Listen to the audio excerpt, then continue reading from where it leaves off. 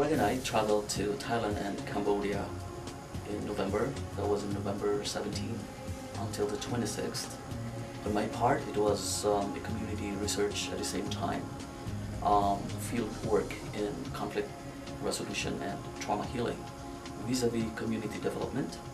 And then Greg was doing a 1 credit of independent study on the Khmer Rouge and its effects, how it continues to impact the people today.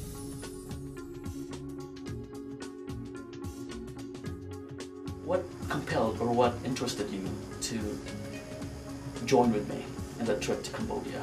I originally met Dr. Fuertes on my first study abroad experience to the Philippines, which was earlier this year, from May to June 30th.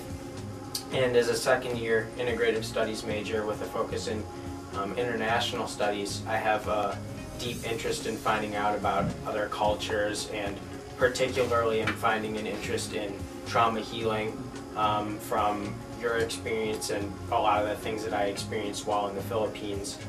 And why I was interested in the Khmer Rouge and conducting this independent study is because I'm finding more and more of a peak of interest in helping, how can I help society? And I think the best way, currently from my standpoint, the best way for me to help society is to become knowledgeable.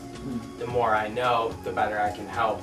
And I want to know about genocides, I want to know about how trauma and all of these things affect people so that I can better help them to heal in the future.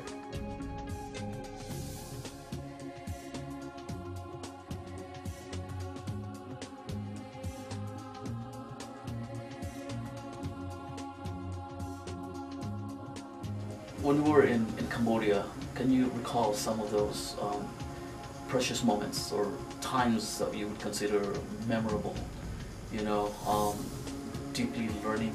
Yeah, while we were in Thailand and Cambodia, particularly in Cambodia, when I spent a day at a monastery with several monks, was an incredible experience talking to them about their perspective on healing from the Buddhist perspective, which is entirely different from, let's say, a Western perspective on healing and trauma healing, and an outsider's view of what has occurred as a result of the genocide committed by the Khmer Rouge and that regime.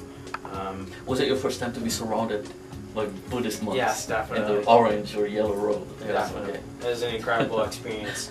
And going to the killing fields, we went to one site of mass graves, and it's really hard to describe through words what I saw and what I felt there. And several mass graves. Oh yeah, oh? Yeah.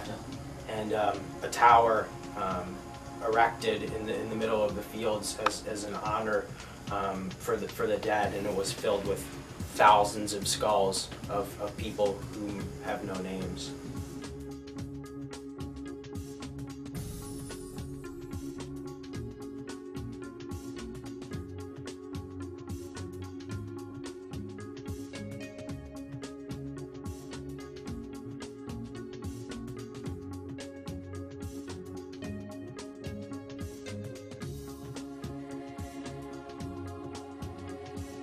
What about the people?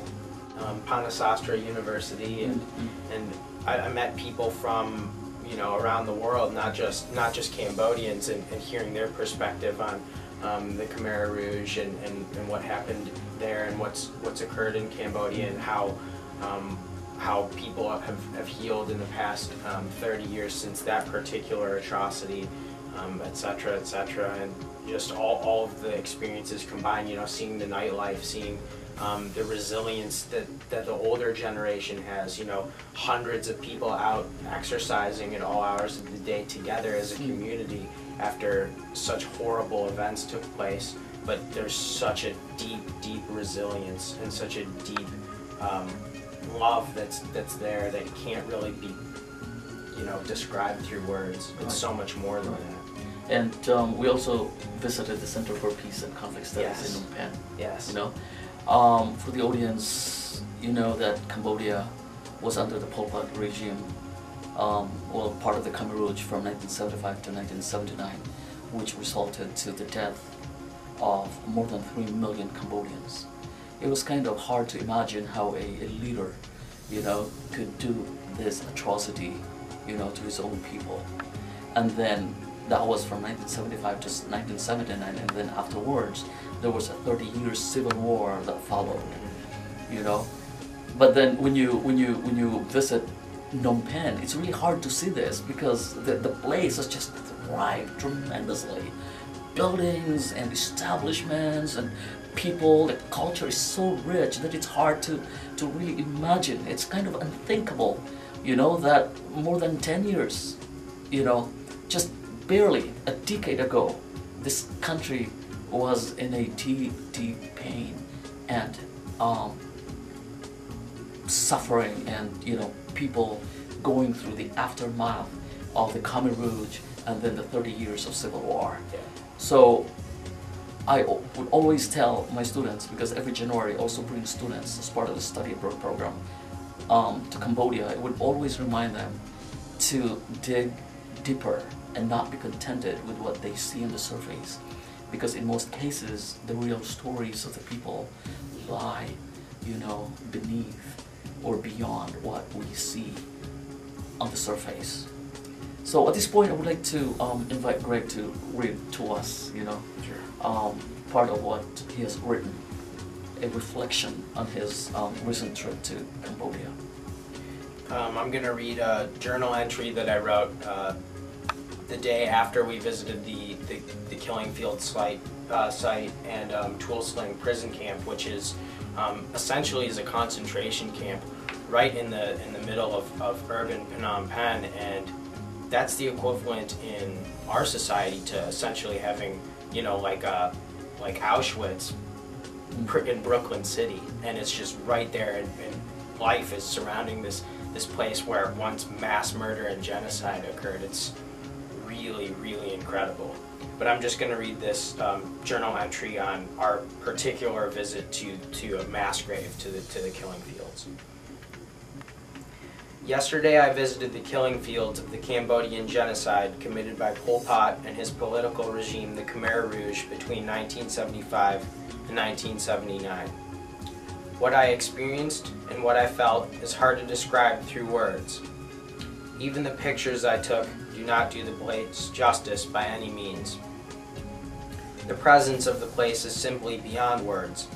It is a place teeming with life, and flowers bloom all around. Butterflies, dragonflies, lizards, and all other organisms thrive in this place that was once only filled with death. A tower was erected in the center of the fields to honor the dead. It is the most awe-striking place I have ever rested my eyes on. A tower, a building filled with thousands of skulls without names. As I walked through the scene of what once was a mass murder, an atrocity committed by few to many, I was able to see the dead had been reincarnated all around me. In the moment they died, in whatever manner of torture, rape, or execution that may have been their suffering, ended. As soon as the earth covered these innocent people, as to cover up the evidence of an unwashable crime against nature, their energy began to take on a new form. While I was there, I walked past a deep indentation in the ground and stopped to look at the flowers bursting out of the earth. The sign next to the crevice read, "Do not walk on the mass graves." As I read this and looked upon the flowers, a dragonfly took off into the air from a lotus and landed on my arm. In that moment, I thought to myself that that dragonfly received some of the energy it requires to exist from that flower. That flower, too, received its energy from the soil and water in that crevice. That water and soil received its energy from a person whose clothing is starting to come out of the ground 30 years later after they had been shot and buried. Yet, they're sitting on my arm in this moment. Zen bones.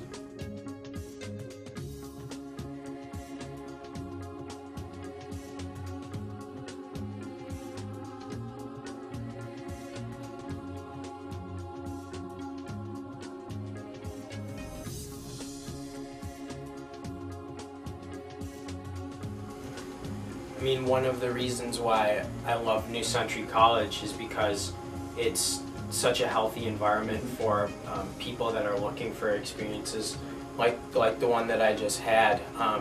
Not necessarily, you know, strictly learning in the classroom.